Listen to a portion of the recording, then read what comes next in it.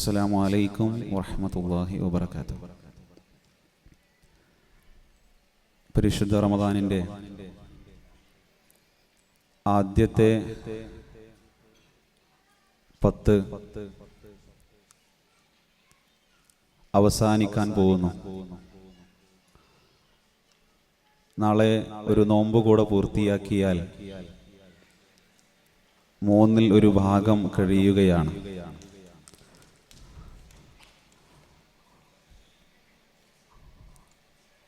സാധാരണ നമുക്കൊക്കെ തോന്നാറുള്ളൊരു കാര്യം സമയം വളരെ പെട്ടെന്ന് കടന്നു പോകുന്നു എന്നാണ്. നോമ്പ് തുടങ്ങിയത് ഇന്നലെ പോലെ നമ്മുടെയൊക്കെ മനസ്സിൽ അങ്ങനെയാണ് അനുഭവപ്പെടുന്നത്. പലർക്കും ഉണ്ടാവാം, എനിക്കെന്തായാലും അങ്ങനെ അനുഭവപ്പെടുന്നുണ്ട്. കാലചക്രം വളരെ വേഗത്തിൽ സഞ്ചരിക്കുന്നത് പോലെ ഒരു തോന്നൽ. പക്ഷേ സമയത്തിൻ്റെ ദൈർഘ്യത്തിൽ കുറവൊന്നും സംഭവിച്ചിട്ടില്ല. 24 മണിക്കൂർ തന്നെയാണ് ഒരു ദിവസം.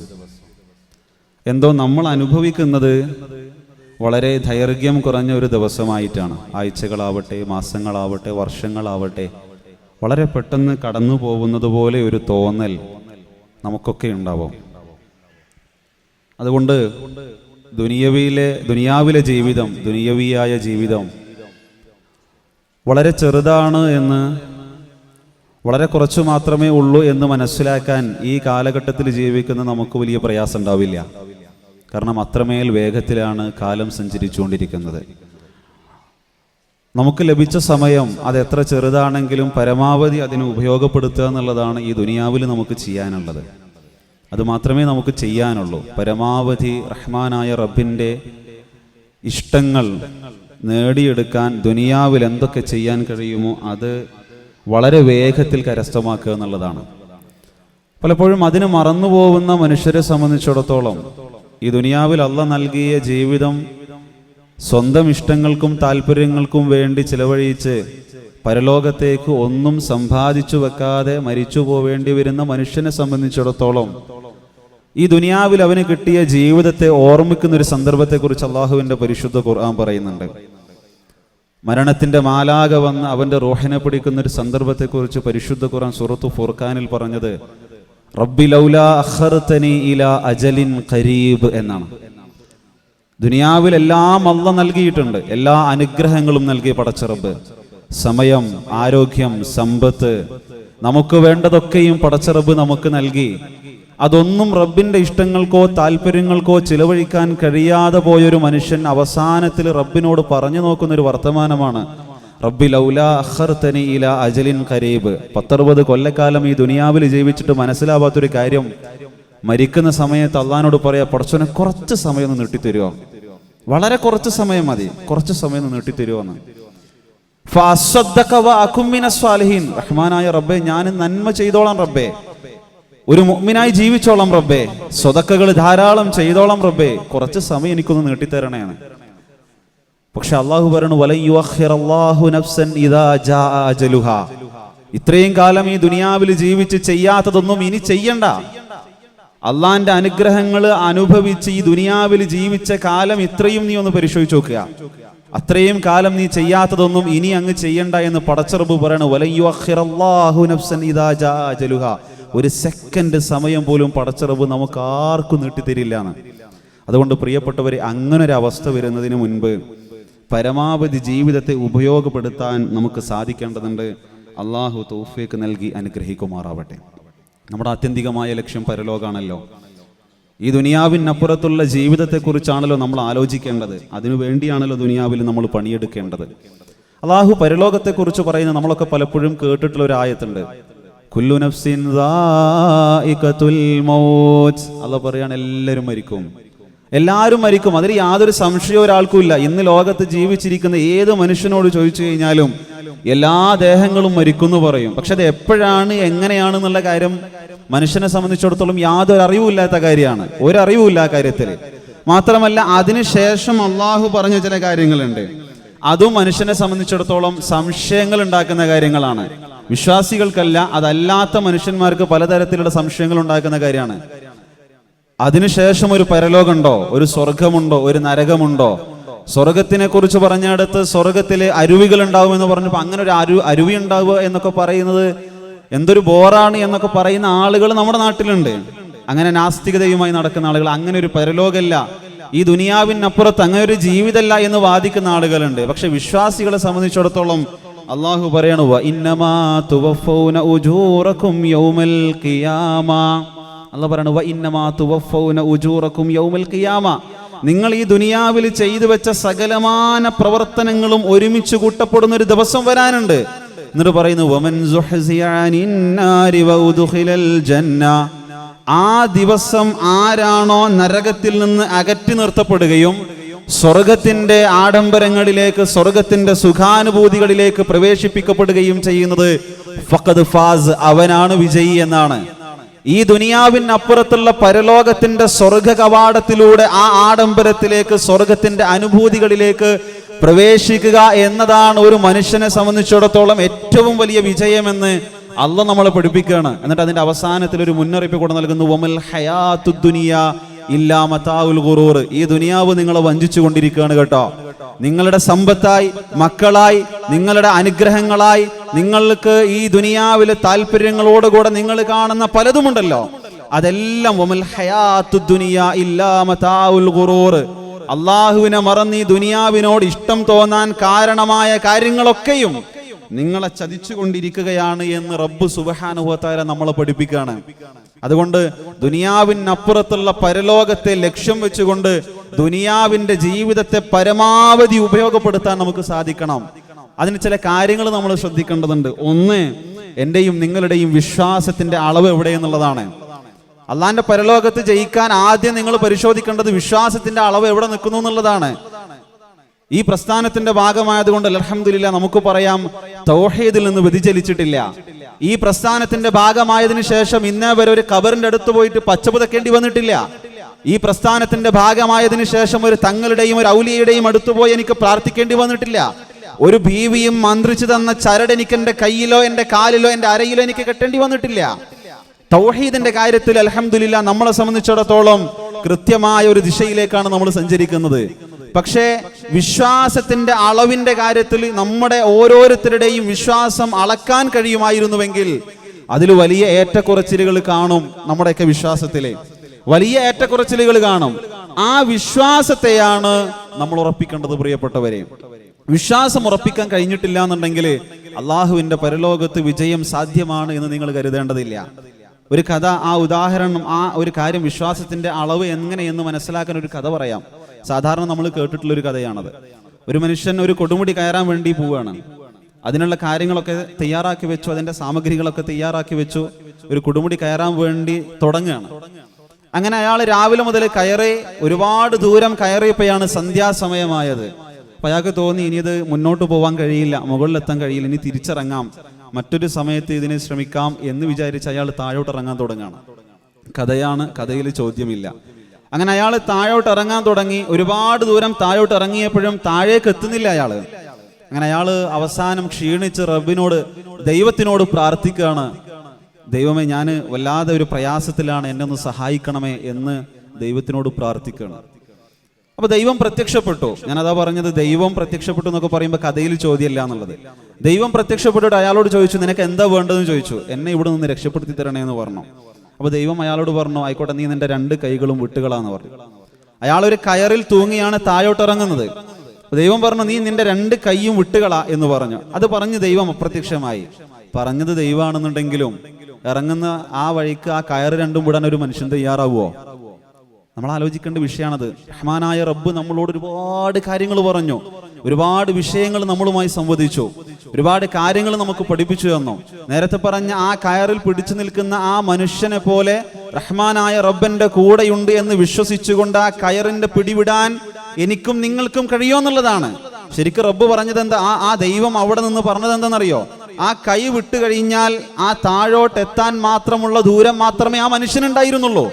ഒരു കൈ വിട്ടു കഴിഞ്ഞാൽ, ആ കയറിന്റെ പിടുത്തം വിട്ടു കഴിഞ്ഞാൽ താഴെ യാതൊരു തരത്തിലുമുള്ള പ്രശ്നങ്ങളും പരിക്കുകളും ഇല്ലാതെ എത്താൻ മാത്രമുള്ള ദൂരം മാത്രമേ അയാൾക്ക് ഇനി താഴേക്ക് സഞ്ചരിക്കാനുണ്ടായിരുന്നുള്ളൂ. പക്ഷേ രാത്രിയാണ്, ഇരുട്ടാണ്, ഒന്നും താഴേക്ക് കാണുന്നില്ല. ആ മനുഷ്യൻ കൈവിട്ടില്ല. ഇതേപോലെ വിശ്വാസത്തിന്റെ കാര്യത്തിൽ റബ്ബാണ് പറയുന്നതെങ്കിൽ പോലും നമ്മളൊക്കെ ആദികളും വേവലാദികളും പ്രയാസങ്ങളും പടച്ച റബ്ബിന്റെ മുൻപിൽ പറയുമ്പോൾ അത് റഹ്മാനായ റബ്ബ് അതിനുള്ള പരിഹാരം പറഞ്ഞു തരുമ്പോൾ അത് അംഗീകരിക്കാനും സ്വീകരിക്കാനും ഒക്കെ വലിയ ബുദ്ധിമുട്ടാണ് നമുക്ക്, വലിയ പ്രയാസമാണ് നമുക്ക്. റഹ്മാനായ റബ്ബ് നമ്മുടെ കൂടെയുണ്ട് എന്നുള്ള വിശ്വാസത്തിന് എവിടെയോ ചില തകരാറുകളും അപാകതകളും സംഭവിച്ചു പോയിരിക്കുന്നു. ഏത് വലിയ പ്രതിസന്ധിയിലും പ്രയാസങ്ങളിലും എൻ്റെ റബ്ബന്റെ കൂടെയുണ്ട് എന്ന് വിശ്വസിക്കാൻ എന്തേ പ്രിയപ്പെട്ടവരെ നമുക്ക് കഴിയാതെ പോകുന്നു? ഇബ്രാഹിം നബി അലൈഹി സ്വലാത്തു വസ്സലാമയുടെ ചരിത്രം നിങ്ങൾ പഠിച്ചിട്ടുണ്ടല്ലോ. ഇബ്രാഹിം നബി അലൈഹി സ്വലാത്തു വസ്സലാം സ്വന്തം കുടുംബത്തിൽ നിന്ന് ആദർശ പ്രബോധനം നടത്തി അവിടെ നിന്ന് പുറത്താക്കപ്പെട്ടു. അങ്ങനെ നാട്ടിലേക്ക് ഇറങ്ങി നാട്ടുകാരോട് ഈ പ്രബോധന ദൗത്യവുമായി മുന്നോട്ട് പോയപ്പോൾ അവിടുന്ന് പുറത്താക്കപ്പെടുകയാണ്. അവസാനം വലിയൊരു തീക്കുണ്ടാരം ഒരുക്കി ആ തീക്കുണ്ടാരത്തിലേക്ക് മരണത്തെ മുഖാമുഖം കണ്ടുകൊണ്ട് നിൽക്കുന്ന ഇബ്രാഹിം നബി അലൈഹി സ്വലാത്തു വസ്സലാം ആ തീക്കുണ്ടാരത്തിലേക്ക് വലിച്ചെറിയപ്പെടാൻ പോവുകയാണ്. അവിടെ ഇബ്രാഹിം നബി അലൈഹി സ്വലാത്തു വസ്സലാം പറഞ്ഞ വല്ലാത്തൊരു വർത്തമാനമുണ്ട്. ഹസ്ബി അല്ലാഹ് വനിഅമൽ വക്കീൽ എന്നാ പറഞ്ഞത്. റഹ്മാനായ റബ്ബുണ്ട് എൻ്റെ കൂടെ എന്നാ പറഞ്ഞത്. ആ റബ്ബാണ് ഭരമേൽപ്പിക്കാൻ ഏറ്റവും ഉത്തമനായത് എന്ന് ഇബ്രാഹിം നബി അലൈഹി സ്വലാത്തു വസ്സലാമയെ പറയിപ്പിച്ചത് അദ്ദേഹത്തിന്റെ വിശ്വാസാണ്, വിശ്വാസത്തിന്റെ ഉറപ്പാണ്. അങ്ങനെ ഒരു വിശ്വാസത്തിലേക്ക് പോവാൻ നമുക്ക് കഴിയുമെന്നുള്ളതാണ്. അങ്ങനെ ഒരു വിശ്വാസത്തിന്റെ ഉറപ്പ് ഉണ്ടാക്കിയെടുക്കാൻ മനസ്സിന് സാധിക്കുമ്പോഴാണ് റബ്ബിന്റെ സഹായം നമുക്ക് ഉണ്ടാവുക. ഏതുപോലെ ഇബ്രാഹിം നബി അലൈഹി സ്വലാത്തു വസ്സലാമയെ ആ തീക്കുണ്ടാരത്തിലേക്ക് വലിച്ചെറിയപ്പെടുമ്പോ പടച്ച റബ്ബ് ആ തീയോട് പറയാണ്, ഖുൽനാ യാ നാറു കൂനി ബർദൻ വസലാമൻ അലാ ഇബ്രാഹിം.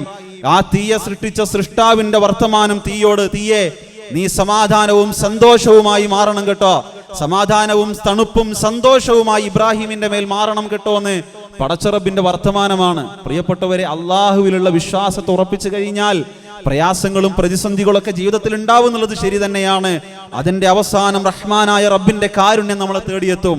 അത് ഇന്നല്ലെങ്കിൽ ഇവിടെയല്ലെങ്കിൽ ഈ ദുനിയാവിലല്ലെങ്കിൽ റഹ്മാനായ റബ്ബിന്റെ പരലോകത്ത് അത് ലഭിക്കുമെന്ന ഉറച്ച വിശ്വാസത്തോടുകൂടെ മുന്നോട്ട് പോവാൻ നമുക്ക് കഴിയണം. അവിടെയാണ് പരീക്ഷണങ്ങളെ അതിജയിക്കാൻ കഴിയുക. അവിടെയാണ് പ്രയാസങ്ങൾ അതിജീവിക്കാൻ കഴിയുക. ജീവിതത്തിൽ ചില പ്രയാസങ്ങൾ ഉണ്ടാവുമ്പോൾ, ചില ബുദ്ധിമുട്ടുകൾ ഉണ്ടാവുമ്പോൾ നമ്മളൊക്കെ പറഞ്ഞു പോവാറില്ലേ, പടച്ചോൻ എന്തിനാ എന്നോട് മാത്രം അങ്ങനെ ചെയ്യുന്നത് എന്ന്?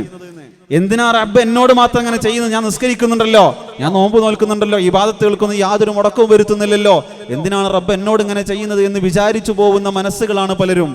അങ്ങനെ വിചാരിച്ചു പോവാറുണ്ട്, അങ്ങനെ കരുതി പോവാറുണ്ട്. പക്ഷെ അവിടെ നമ്മൾ മനസ്സിലാക്കേണ്ടത്, ആ പരീക്ഷണങ്ങളെ അതിജയിക്കാൻ, ക്ഷമാപൂർവം അതിജയിക്കാൻ നിങ്ങൾക്ക് സാധിച്ചാൽ അള്ളാഹുവിന്റെ പരലോകത്ത് നിങ്ങളെ കാത്തിരിക്കുന്നത് വലിയ പ്രതിഫലമാണ്. മാത്രമല്ല, പരീക്ഷണങ്ങളില്ലാതെ ബുദ്ധിമുട്ടുകളില്ലാതെ പരലോകം നേടാൻ നിങ്ങൾ കരുതിയിട്ടുണ്ടോ? അള്ളാഹുവിന്റെ ഖുർആൻ തന്നെ ചോദിക്കുന്നുണ്ട്, അം ഹസിബ്തും അൻ തദ്ഖുലുൽ ജന്ന വലമ്മാ യഅതികും മസലുൽ ലദീന ഖലൗ മിൻ ഖബ്ലികും മസ്സതുഹുമുൽ ബഅസാഉ വല്ലറാ വസുൽസിലു ഹത്താ യഖൂലർ റസൂലു വല്ലദീന ആമനൂ മഅഹു മതാ നസ്റുല്ലാഹ്. പരിശുദ്ധ ഖുർആൻ മനുഷ്യരെ ഓർമ്മപ്പെടുന്ന ഒരു കാര്യമാണത്. അള്ളാഹു ചോദിക്കണം, ഹസിബ്തും അൻ തദ്ഖുലുൽ ജന്ന, സ്വർഗത്തിലേക്ക് പ്രവേശിക്കാമെന്ന് നിങ്ങൾ കരുതുന്നുണ്ടോ എന്ന് മനുഷ്യരോട് ചോദിക്കാം, നമ്മളോട് ചോദിക്കാം, സ്വർഗത്തിലേക്ക് കയറാമെന്ന് നിങ്ങൾ കരുതുന്നുണ്ടോ? അതിനുശേഷം പറയുന്നത്, വലമ്മാ യഅതികും മസലുൽ ലദീന ഖലൗ മിൻ ഖബ്ലികും, നിങ്ങൾക്ക് മുൻപുള്ള ആളുകൾക്ക് കഴിഞ്ഞുപോയതുപോലെയുള്ള വലിയ പ്രയാസങ്ങളും പരീക്ഷണങ്ങളും നിങ്ങളുടെ ജീവിതത്തിൽ വന്നു കഴിഞ്ഞിട്ടല്ലാതെ ആ സ്വർഗത്തിലേക്ക് പ്രവേശിക്കാമെന്ന് നിങ്ങൾ കരുതിയിട്ടുണ്ടോ? മസ്സതുഹുമുൽ ബഅസാഉ വല്ലറാ വസുൽസിലു ഹത്താ യഖൂലർ റസൂലു വല്ലദീന ആമനൂ മഅഹു മതാ നസ്റുല്ലാഹ്. വലിയ പ്രയാസങ്ങളും വലിയ ബുദ്ധിമുട്ടുകളും അവരെ ബാധിക്കുകയാണ്, പ്രകമ്പനം കൊള്ളിക്കുകയാണ്. അതിനൊക്കെ ശേഷം ആ പ്രവാചകനും അദ്ദേഹത്തിന്റെ കൂടെ വിശ്വസിച്ച ആളുകളും മതാ നസ്റുല്ലാഹ്, എപ്പോഴാണ് പ്രവാചകരെ, എപ്പോഴാണ് ഇതിൽ നിന്ന് രക്ഷ ഉണ്ടാവുക, എപ്പോഴാണ് അള്ളാന്റെ സഹായം ഉണ്ടാവുക എന്ന് ചോദിക്കുമാറ് പരീക്ഷണങ്ങളും ബുദ്ധിമുട്ടുകളും പ്രയാസങ്ങളും അവരുടെ ജീവിതത്തെ ബാധിച്ചിട്ടുണ്ട്. ആ പരിശുദ്ധ ഖുർആനിന്റെ അധ്യാപനങ്ങൾ എടുത്ത് പരിശോധിച്ച് നോക്കുക നിങ്ങൾ. 25ഓളം പ്രവാചകന്മാരെ കുറിച്ച് പറഞ്ഞെടുത്ത് കേവലം ചില പ്രവാചകന്മാർക്ക് മാത്രമേ അള്ളാഹു പരിശുദ്ധ ഖുർആനിൽ ചരിത്രം പറഞ്ഞെടുത്ത് അനുഗ്രഹങ്ങളും സമ്പത്തും മറ്റുള്ള പദവികളും കൊടുത്തിട്ടുള്ളൂ.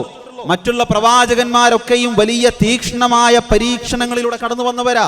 വിശപ്പും സാമ്പത്തിക നഷ്ടവും അഭിമാന നഷ്ടവും അങ്ങനെ മനുഷ്യൻ അനുഭവിക്കാൻ കഴിയാത്തതിന്റെ അപ്പുറത്ത് പരീക്ഷണങ്ങൾ അനുഭവിച്ച് സഹിച്ച് കടന്നു വന്ന പ്രവാചകന്മാരുടെ ചരിത്രം അള്ളാഹുവിന്റെ പരിശുദ്ധ ഖുർആൻ പഠിപ്പിക്കുന്നുണ്ട്. ആ പരീക്ഷണങ്ങളുടെ 100-1 പോലും അനുഭവിക്കേണ്ടി വന്നിട്ടില്ല നമുക്ക്. എന്നിട്ടും നമ്മൾ പറയാണ്, പടച്ചോൻ എന്തിനാ എന്നോട് ഇങ്ങനെ ചെയ്യുന്നത് എന്ന്. എന്നിട്ടും ദുനിയാവിനോട് അടങ്ങാത്ത ആസക്തി കൊണ്ട്, അടങ്ങാത്ത ഭ്രമം കൊണ്ട് നമ്മൾ പറയാണ്, ഈ പരീക്ഷണങ്ങളൊന്നും താങ്ങാൻ കഴിയുന്നില്ല എന്ന് പറയാണ്.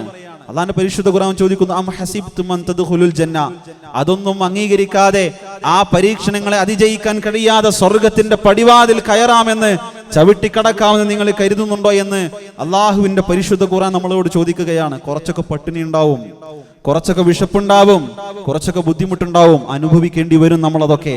അതുകൊണ്ട് തന്നെയാണ് അള്ളാഹുവിന്റെ പരിശുദ്ധ ഖുർആൻ പറഞ്ഞ വലനബുലുവന്നകും ബിശൈഇൻ മിനൽ ഖൗഫി വൽ ജുഅ് വനഖ്സിൻ മിനൽ അംവാലി വൽ അൻഫുസി വസ്സമറാത്ത് വബശ്ശിരിസ് സ്വാബിരീൻ. അല്ലാഹു പറയാണ്, കുറച്ചൊക്കെ പട്ടിണി ഉണ്ടാവും നിങ്ങൾക്ക്, ഭയം, വിശപ്പ്, സ്വത്തുക്കളിലും ദേഹങ്ങളിലും അതുപോലെ തന്നെ ഫലങ്ങളിലുമുള്ള നഷ്ടം, അതുപോലെ പരീക്ഷണങ്ങൾ, ഇതെല്ലാം നിങ്ങൾക്കുണ്ടാവും. ഈ പരീക്ഷണങ്ങളെയെല്ലാം ക്ഷമയോടുകൂടെ മറികടക്കാൻ കഴിയുന്നവർക്ക് വബശ്ശിരിസ് സ്വാബിരീൻ, അങ്ങനെ മറികടക്കാൻ കഴിയുന്നവർക്ക് സന്തോഷ വാർത്ത അറിയിക്കൂ എന്ന് പറഞ്ഞുകൊണ്ട് അള്ളാഹുവിന്റെ പരിശുദ്ധ ഖുർആൻ മനുഷ്യരെ ഓർമ്മപ്പെടുത്തുന്നത് വിശ്വാസം കൊണ്ട് പരീക്ഷണങ്ങളെ അതിജയിക്കാൻ കഴിയണം എന്ന് തന്നെയാണ്. അതിന് സാധിക്കണം. നമുക്ക് നമ്മുടെ വിശ്വാസം അങ്ങനെ മുറുകെ പിടിക്കാൻ കഴിയണം. അവർക്ക് മാത്രമേ ദുനിയാവിൽ നന്മകളിലേക്ക് അടുക്കാൻ കഴിയുള്ളൂ. അവർക്ക് മാത്രമേ തിന്മകളോട് നോ പറയാൻ കഴിയുള്ളൂ. ഈ ദുനിയാവിൽ പലതരത്തിലുള്ള സാഹചര്യങ്ങളും ജീവിക്കുന്നവരാ നമ്മുടെ ജോലി സ്ഥലത്ത്, നമ്മുടെ കുടുംബ ബന്ധങ്ങൾക്കിടയിൽ, നമ്മുടെ അയൽപക്കങ്ങൾക്കിടയിൽ, നമ്മളുമായി ബന്ധപ്പെട്ട് നിൽക്കുന്ന മറ്റുള്ള സകലമാന മേഖലകളിലും നന്മകളിൽ നിന്ന് മാറി തിന്മകളിലേക്ക് പ്രലോഭിപ്പിക്കുന്ന, അതിനുവേണ്ടി നമ്മളെ തയ്യാറാക്കിക്കൊണ്ടിരിക്കുന്ന ഒരു വലിയ സമൂഹമാണ് നമ്മുടേത്. അങ്ങനെ പലതരത്തിലുള്ള പ്രലോഭനങ്ങൾ ഉണ്ടാവും.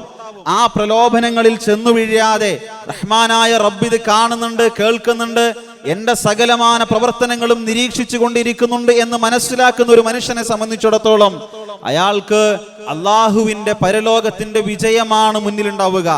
ആ തിന്മകളോട് നോ പറയണമെങ്കിൽ, നന്മകളിലേക്ക് ചാഞ്ചാടുന്ന ഒരു മനസ്സ്, നന്മകളിലേക്ക് ചായ്ന്നു പോകുന്ന ഒരു മനസ്സ് അയാൾക്ക് ഉണ്ടാവണമെന്നുണ്ടെങ്കിൽ ഞാൻ നേരത്തെ പറഞ്ഞ ആ വിശ്വാസത്തെ ഉറപ്പിക്കാൻ കഴിയണം. തൗഹീദ് മാത്രം പോരാ. തൗഹീദ് മാത്രം പോരാ, ആ വിശ്വാസത്തെ ഉറപ്പിക്കുമ്പോഴാണ് നന്മകളിലേക്ക് ചാഞ്ഞു നിൽക്കാൻ നമുക്ക് സാധിക്കുക, തിന്മകളിൽ നിന്ന് വിട്ടു നിൽക്കാൻ നമുക്ക് സാധിക്കുക. അതൊരു അണുവിന്റെ തൂക്കമാണെങ്കിൽ പോലും ആ തിന്മയിൽ നിന്ന് വിട്ടു നിൽക്കാൻ ഈ പറഞ്ഞ വിശ്വാസം നമുക്കുണ്ടാവണം.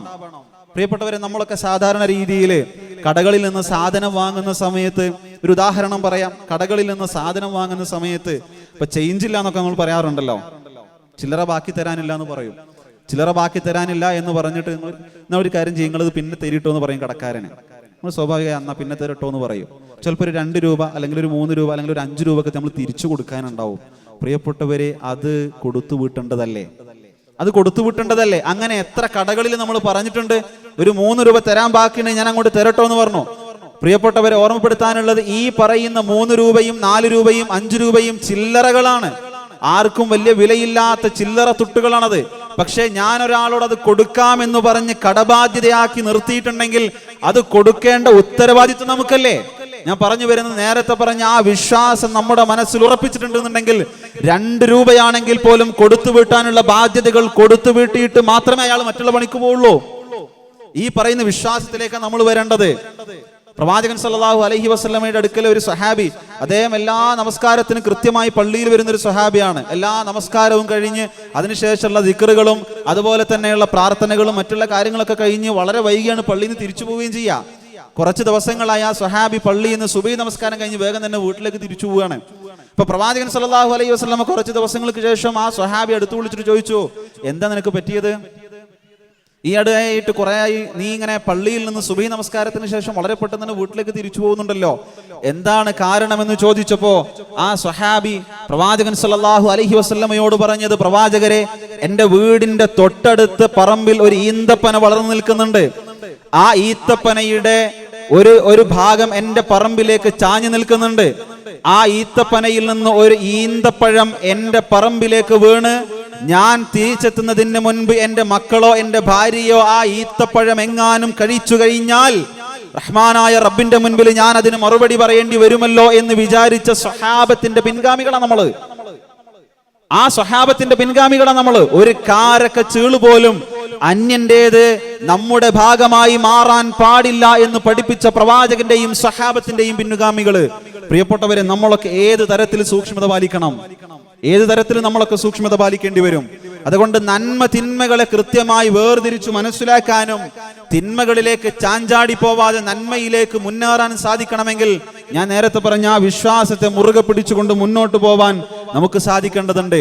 അങ്ങനെ ആ വിശ്വാസം ജീവിതത്തിൽ വല്ലാതെ സ്വാധീനം ചെലുത്തുമ്പോൾ ഈ ദുനിയാവിനോട് നമുക്ക് ചില മയപ്പെടലിൽ തോന്നും. ഈ ദുനിയാവിനോടുള്ള നമ്മുടെ സമീപനങ്ങളിൽ മഴപ്പാടുണ്ടാവും. അവിടെ നമുക്ക് ഈ ദുനിയാവിനോട്, ദുനിയാവിന്റെ താല്പര്യങ്ങളോട്, ദുനിയാവിന്റെ ചിന്തകളോട്, ദുനിയാവിന്റെ അടങ്ങാത്ത ഭ്രമത്തോട് നമുക്ക് ചില നമ്മുടെ താല്പര്യങ്ങൾ മാറ്റി നിർത്താനും ദുനിയാവിന്റെ താല്പര്യങ്ങൾക്കപ്പുറത്ത് പടച്ചറബിന്റെ പരലോകത്തിലേക്ക് നമ്മൾ അടുപ്പിക്കുന്ന പ്രവർത്തനങ്ങളിലേക്ക് ജീവിതത്തെ കൊണ്ടുപോകാൻ നമുക്ക് സാധിക്കും.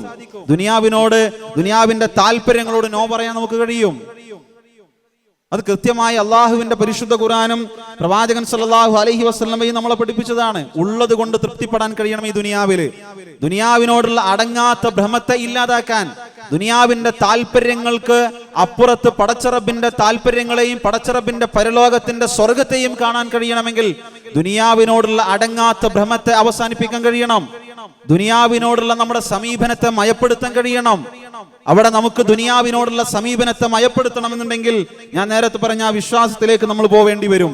പക്ഷെ പലപ്പോഴും മനുഷ്യനെ സംബന്ധിച്ചിടത്തോളം ആ ദുനിയാവിനോടുള്ള അവന്റെ അടങ്ങാത്ത ആസക്തിയെ കുറിച്ച് അള്ളാഹുവിന്റെ പരിശുദ്ധ ഖുർആൻ നമ്മളെ പഠിപ്പിക്കുന്നുണ്ട്. അള്ളാഹു പറയാണ്, ദുനിയാവിനെ കുറിച്ച് നിങ്ങൾ തിരിച്ചറിയണം കേട്ടോ, ദുനിയാവിനെ കുറിച്ച് നിങ്ങൾ മനസ്സിലാക്കണം കേട്ടോ എന്ന് പറഞ്ഞിട്ട് അള്ളാഹ് പറയാണ്, ഈ ദുനിയാവ് അന്നമൽ ഹയാത്തു ദുനിയാ ലഇബുൻ വലഹുവുൻ വസീനത്തുൻ വതഫാഖുറുൻ ബൈനകും വതകാസുറുൻ ഫിൽ അംവാലി വൽ ഔലാദ് കമസലി ഗൈസിൻ അജബൽ കുഫാര നബാതുഹു സുമ്മ യഹീജു മുസ്ഫറ സുമ്മ യകൂനു ഹുതാമാ. പരിശുദ്ധ ഖുർആൻ സൂറത്തുൽ ഹദീദിന്റെ 20-ാമത്തെ ആയത്തിൽ നമ്മളെ പഠിപ്പിക്കുകയാണ് ഈ ദുനിയാവിനെ കുറിച്ച്. ഇഅ്ലമു അന്നമൽ ഹയാത്തു ദുനിയാ, ഈ ദുനിയാവിനെ നിങ്ങൾ മനസ്സിലാക്കണം കേട്ടോ. നേരത്തെ പറഞ്ഞല്ലോ വമൽ ഹയാത്തു ദുനിയാ ഇല്ലാ മതാഉൽ ഗുറൂർ, നിങ്ങളെ വഞ്ചിച്ചു കൊണ്ടിരിക്കുന്ന വിഭവമാണ് ദുനിയാവെന്ന് പഠിക്കുമ്പോൾ ആ ദുനിയാവ് എന്താണ് എന്ന് വീണ്ടും മറ്റൊരു സൂറത്തിലൂടെ അല്ലാഹു സുബ്ഹാനഹു വ തആല നമ്മളെ പഠിപ്പിക്കുകയാണ്. ഇഅ്ലമു അന്നമൽ ഹയാത്തു ദുനിയാ, ദുനിയാവിനെ നിങ്ങൾ മനസ്സിലാക്കണം. എന്താണ് അന്നമൽ ഹയാത്തു ദുനിയാ ലഇബുൻ വലഹുവുൻ, അത് ലഇബാണ്, കളിയാണ് എന്ന്. കുറച്ചു കാലം മനുഷ്യന്മാര് കളിച്ചു നടക്കും ഈ ദുനിയാവില്. കുറച്ചു കാലം അതാണ് മനുഷ്യന് കളിയാണ് ഈ ദുനിയാവില്. വലഹുവുൻ, പിന്നെ കുറച്ചൊക്കെ അലങ്കാരമാണ് ഇവിടെ. വസീന, കുറച്ചൊക്കെ വിനോദങ്ങളാണ്. വസീനത്തുൻ, പിന്നെ കുറച്ചൊക്കെ അലങ്കാരങ്ങളാണ്. വതഫാഖുറുൻ ബൈനകും വതകാസുറുൻ ഫിൽ അംവാലി വൽ ഔലാദ്, പിന്നെ കുറച്ചൊക്കെ സമ്പത്തിലും മക്കളുടെ കാര്യത്തിലൊക്കെ പൊങ്ങച്ചം കാണിക്കലാണ്. കമസലി ഗൈസിൻ അജബൽ കുഫാര നബാതുഹു, എന്നിട്ട് ആ ദുനിയാവിനെ കുറിച്ചുള്ള മനോഹരമായ ഒരു ഉദാഹരണം കൂടെ പരിശുദ്ധ ഖുർആനിന്റെ ആയത്തിലൂടെ അല്ലാഹു സുബ്ഹാനഹു വ തആല മനുഷ്യരെ പഠിപ്പിക്കുകയാണ്. നോക്കൂ, നിങ്ങൾ ഈ പറഞ്ഞിട്ടുള്ള കാര്യങ്ങൾ ഒരു മനുഷ്യനെ സംബന്ധിച്ചിടത്തോളം ആ മനുഷ്യന്റെ ജീവിതത്തിലുള്ളതല്ലേ? ദുനിയാവിനെ അങ്ങനെ ജീവിച്ചു തീർക്കുന്ന എത്ര മനുഷ്യരുണ്ട് നമുക്കിടയിൽ? കളികളും വിനോദങ്ങളും അലങ്കാരങ്ങളുമായി ജീവിതത്തിന്റെ ഓരോ പോയിന്റുകൾ നിങ്ങൾ അന്വേഷിച്ചു നോക്കുക. ആ അന്വേഷണത്തിന്റെ ഒടുവിൽ നമുക്ക് മനസ്സിലാവുക, ഇത്രയും കാലം ഈ ദുനിയാവിൽ ജീവിച്ചപ്പോ അല്ലാഹു സുബ്ഹാനഹു വ തആല ഈ ആയത്തിലൂടെ പറഞ്ഞ കാര്യങ്ങൾ തന്നെയാണ് എന്റെ ജീവിതത്തിൽ ഉണ്ടായിട്ടുള്ളത്. കുറച്ചൊക്കെ ഞാൻ കളിച്ചു നടന്നു, കുറച്ചൊക്കെ ഞാൻ അലങ്കാരമാക്കി നടന്നു, കുറച്ചൊക്കെ ഞാൻ വിനോദങ്ങളിൽ ഏർപ്പെട്ടു. അങ്ങനെ അവസാനം മരിക്കുന്ന സമയത്ത് ഒന്നും കയ്യിലില്ലാതെ, കയ്യിലൊന്നുമില്ലാതെ പടച്ചറബിന്റെ പരലോകത്തേക്ക് മടങ്ങിപ്പോവേണ്ടി വരുന്ന ഒരു അവസ്ഥയെക്കുറിച്ചാണ് റബ്ബ് സുബ്ഹാനഹു വ തആല ഈ ആയത്തിൽ നമ്മളെ പഠിപ്പിക്കുന്നത്. എന്നിട്ട് മനോഹരമായ ഒരു ഉദാഹരണം അവിടെ നമുക്ക് പഠിപ്പിച്ചിട്ടുണ്ട്. കമസലി ഗൈസിൻ അജബൽ കുഫാര നബാതുഹു സുമ്മ യഹീജു ഫതറാഹു മുസ്ഫറ. അവിടെ വൈസ് എന്ന് പറയുന്ന പദം മഴയെ കുറിച്ചാണ് പറഞ്ഞത്. ഒരു കർഷകന് മഴ ലഭിച്ച് അതിൽ നിന്ന് ധാന്യങ്ങൾ ഉണ്ടായി, അതിൽ നിന്ന് വിത്തുമുളച്ച് അവന് ധാന്യങ്ങൾ ഉൽപ്പാദിപ്പിച്ചു കൊടുക്കുന്നു പടച്ചറബ്. പിന്നീടത് ഒരു മഞ്ഞ നിറം പൂണ്ടതായി നിനക്ക് കാണാമെന്ന് റബ്ബ് സുബ്ഹാനഹു വ തആല നമ്മളെ പഠിപ്പിക്കുകയാണ്. നോക്കൂ, നിങ്ങൾ അവിടെ വൈസ് എന്ന് പറയുന്ന പദത്തെ കുറിച്ച് മുഫസ്സിരീങ്ങൾ രേഖപ്പെടുത്തിയിരിക്കുന്നത് കൃത്യമായ ഇടവിട്ട വേളകളിൽ അവർക്ക് ലഭിക്കുന്ന മഴയാണ് എന്നാണ്. കർഷകർക്ക് ഇടവിട്ട വേളകളിൽ കിട്ടുന്ന മഴയെ കുറിച്ചാണ് വൈസ് എന്ന് പറഞ്ഞത്. 6ഓളം പര്യായ പദങ്ങൾ മഴയെക്കുറിച്ച് പരിശുദ്ധ ഖുർആനിൽ പറഞ്ഞിട്ടുണ്ട്. അതിൽ വൈസ് എന്ന് പറയുന്ന പദമാണ് ഇവിടെ ഉപയോഗപ്പെടുത്തിയിട്ടുള്ളത്. അതിന്റെ കാരണം, ഒരു കർഷകനെ സംബന്ധിച്ചിടത്തോളം അയാളുടെ കൃഷി ഏറ്റവും ഫലഭൂയിഷ്ടമായ രൂപത്തിൽ വളർന്നു വരാൻ സാഹചര്യം ഒരുക്കുന്ന ഇടപെട്ട വേളകളിലുള്ള മഴയെ അള്ളാഹു അവർക്ക് നൽകി, ആ കർഷകന് നൽകി. എന്നിട്ട് അവസാനം അത് വിളവെടുക്കാൻ കഴിയാതെ പോകുന്ന ഒരു അവസ്ഥ ഉണ്ടല്ലോ.